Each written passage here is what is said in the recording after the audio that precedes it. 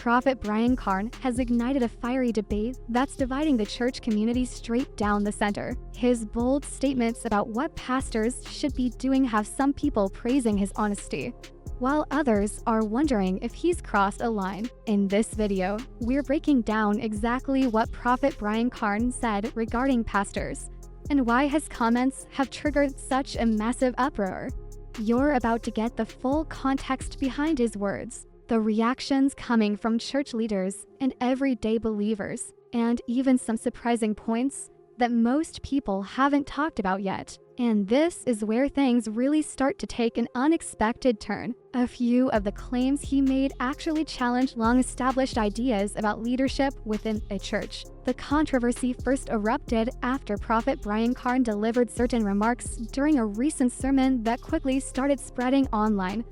What he said may not seem shocking on its own, but the way he delivered it, directly confronting traditional expectations of pastors, immediately drew attention. According to several reports and viral clips circulating on social media, Carn suggested that people often misunderstand the role of pastors, and that some leaders are more focused on image or personal gain than on their true spiritual purpose. Supporters of Brian Carn say he was simply being direct, cutting through the usual noise, and pointing out realities many church members notice, but rarely talk about openly. Critics, however, felt his comments were overly provocative, even disrespectful toward fellow ministers. Within hours, comment sections, forums, and church group chats were filled with intense reactions. Some people praised Carn for his transparency, saying his message served as a necessary wake-up call for church leadership. Others question whether a prophet should be critiquing colleagues so openly and publicly. Context matters here. Brian Carn has long been recognized as a bold voice in the faith community, known for blending spiritual teaching with commentary on modern-day issues. His followers expect a strong delivery from him, that boundary-pushing style that often sparks big conversations. But this time, the topic of pastoral responsibility hit a sensitive spot. Because it challenges authority structures most congregations never openly question. Even before the debate reached full intensity, short clips from his sermon began appearing on YouTube, Instagram, and TikTok. People started breaking down his statements line by line, dissecting every detail. Some clips highlighted the spiritual guidance aspect, while others focused on his criticism of certain leadership habits. The result was a blend of admiration, doubt, and serious curiosity, the exact combination that makes a conversation go viral. But this is where everything shifts. Once the clips spread across social media, the discussion widened far beyond his usual supporters. It evolved into a broader debate about pastoral roles, accountability, and the expectations placed on church leaders. And that's when things really escalated. As Prophet Brian Carn's comments circulated more broadly, responses from congregations and church leaders poured in from all directions.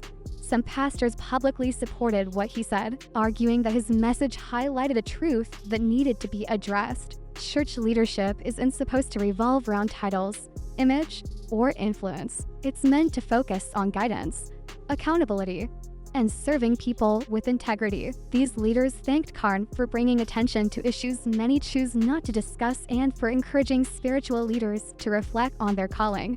On the other hand, some ministers and members pushed back. They believed Carn's approach came off as confrontational, provoking conflict among spiritual leaders. A few pastors even suggested that calling out other leaders in such a public manner could harm unity within the church.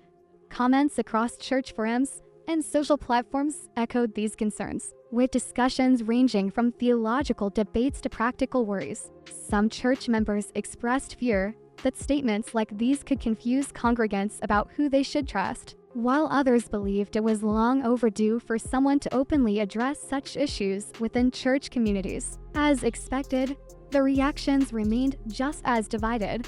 Many of Carn's supporters shared personal experiences involving pastors they had seen prioritizing wealth, status, or personal gain over their spiritual responsibilities. For these individuals, Carn's message felt validating as though someone had finally spoken aloud the truth they had quietly observed for years. Others, however, felt uneasy about it. They wondered whether publicly challenging the role of pastors might create division within their congregations rather than spark meaningful change. Social media played a major role in amplifying all of this. Short pieces of Carn's sermon were dissected in Twitter threads, YouTube comment sections, and Instagram pages dedicated to church-related conversations.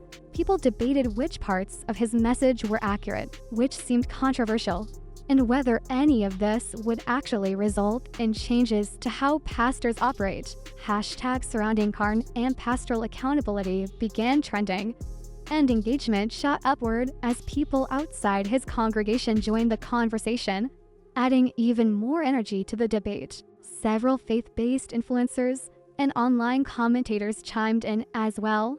They examined the potential impact of Carn's statements on the broader church community, raising difficult questions like, should congregations hold pastors to stricter standards of accountability? And how much transparency should spiritual leaders be required to offer? These discussions widened the debate further, transforming a single sermon clip into a broader examination of ethics, expectations, and modern church leadership.